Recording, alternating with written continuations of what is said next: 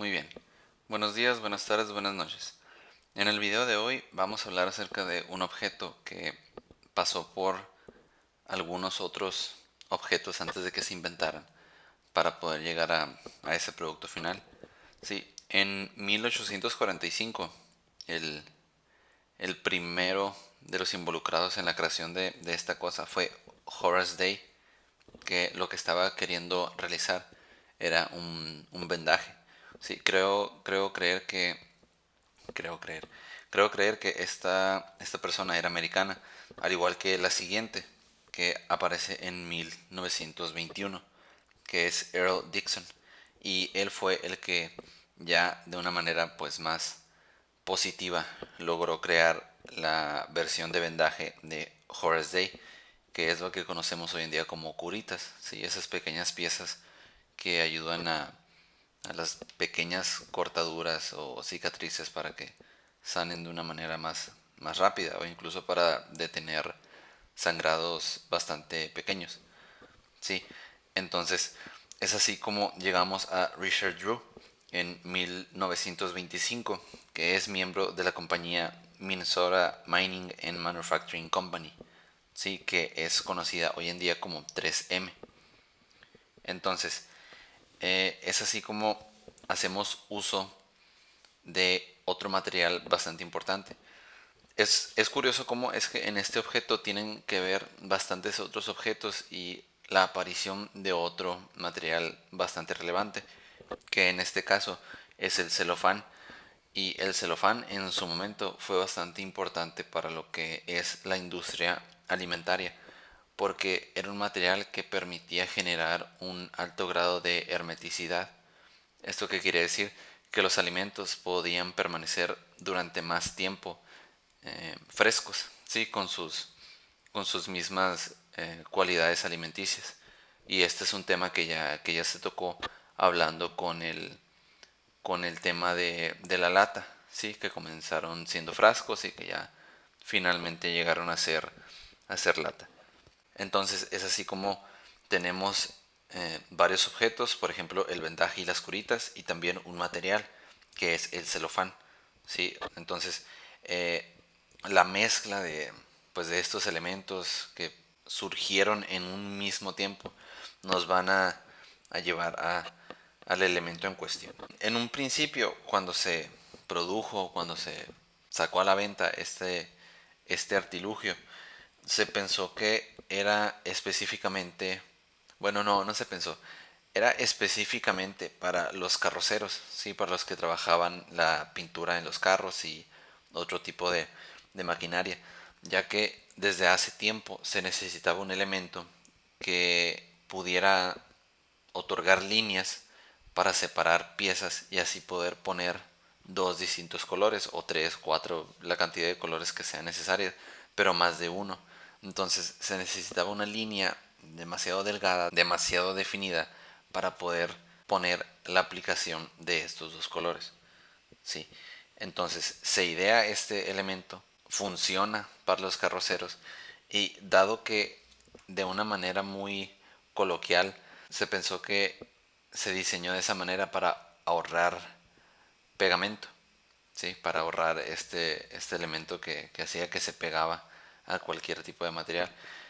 Es por eso que los mismos carroceros o entre pues las personas del mismo medio fue ganando la fama de que era un elemento escocés, dado por la popularidad que tenían de ser bastante avaros o muy reservados con el tema del dinero.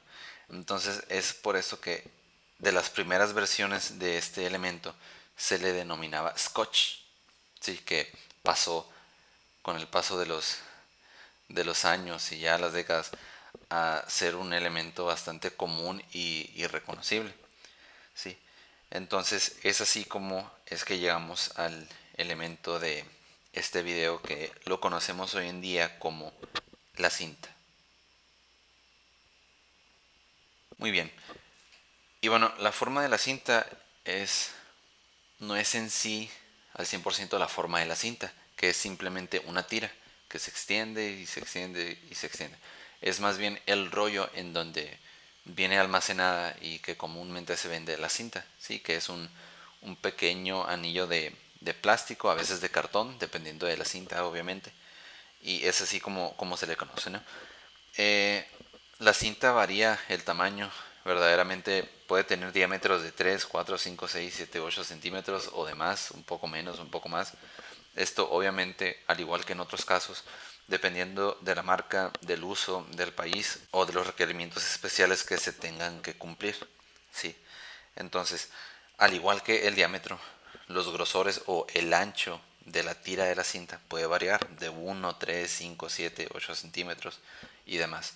Y ya, de esta misma manera, el grosor ya en sí del elemento de la cinta, de la tira que tiene el pegamento, pues es de un grosor inframilimétrico, si se puede decir de esa manera. No tengo el dato exacto de cuál es la dimensión promedio, pero sí es un elemento bastante delgado que simplemente contiene la cinta, que es el elemento sólido, y el pegamento a grandes rasgos. Sí, más adelante hablaremos de otros elementos. Entonces, sí, de cierta manera es comúnmente circular. Sí, porque así se puede poner dentro de un aparato, un carrete, y se puede hacer uso más fácilmente de la cinta. Y bueno, ya que estamos hablando de la forma, vamos a estar mezclando un poco este tema de la forma y el material. Sí, no tan específico todos los materiales por los que ha pasado la cinta, sino materiales muy internos que hacen que la cinta funcione. Sí, comúnmente se piensa que la cinta es el sustrato, el elemento sólido, que puede ser celofán u otro plástico, y lo que es el pegamento o la cola. ¿Sí? Son esos dos elementos. Pero la verdad es que son esos dos elementos y otros dos. Eso quiere decir cuatro. El sustrato sí, se debe tener, el elemento sólido. El pegamento por obvias razones se debe tener. Pero también se deben de tener otros dos elementos muy importantes, que son un agente de imprimación, ¿sí? Que es el que permite que el pegamento se una al sustrato o al elemento sólido. ¿Sí? No simplemente el pegamento, por ser pegamento, se va a unir a la cinta. Necesita, curiosamente o irónicamente, un elemento que permita que el pegamento en sí se una a la cinta. ¿Sí? Muy bien. Ya tenemos ese elemento. Ahora tenemos el elemento final, el cuarto, que es el agente liberador. ¿Sí? Conforme la cinta se va enrollando en este anillo o en este elemento circular, pues es común pensar que la cinta se puede quedar pegada, pero es gracias a este agente liberador que no permite que la cola o el pegamento se quede pegada a la parte superior del sustrato. Sí, entonces aquí tenemos otros dos elementos muchas veces que se dan o que se dejan pasar desapercibidos, pero que vienen a ser bastante importantes para el funcionamiento de este curioso elemento que es la cinta. ¿Sí? Y bueno, en la parte de materiales, como ya lo mencioné, pues es básicamente una emulsión adhesiva o acrílica, lo que vendría siendo el pegamento. En una primera instancia, Richard Drew diseñó la cinta con el sustrato hecho de papel. ¿Sí? No era plástico, era papel. Y este mismo papel a su vez tenía un diseño a cuadros, un tartán de cuadros escocés que le hacía honor a el apodo que le habían puesto los carroceros, que era Scotch, que era escocés. Esto fue en 1925 la invención de la cinta. Fue hasta 1930 que se ideó la cinta transparente, que es todavía más conocida. Y bueno, tenemos el papel, sí, que ya mencioné, caucho sin tratar, muchas veces para lo que viene siendo la cinta, la parte sólida del sustrato, pero también fue en un inicio el sustrato de celofán, ¿sí? Un polímero transparente de celulosa. Y como podemos ver aquí, el plástico vuelve a aparecer de distintas maneras, cada vez es más recurrente, cada vez ha sido más usado, y no simplemente en lo que es elementos de construcción, diseño industrial o pues el diseño gráfico, sino en objetos muy particulares como el que es el de este caso. Y bueno, ¿cuál es la relevancia, importancia, trascendencia? Un elemento muy particular y curioso de la cinta es que, así como otros elementos muy importantes, ha sido víctima de la vulgarización. ¿Y qué es esto? Es el uso del nombre de una marca que distribuye algún objeto como el nombre del objeto en sí. Sí, esto viene siendo a raíz del éxito o de tal vez el monopolio que se tuvo en algún lugar de una marca, y es así como es que se propaga al vocabulario general de las personas. Por ejemplo, esto que conocemos aquí pues en México como cinta, o muchas veces incluso como cinta scotch o cinta canela o tape.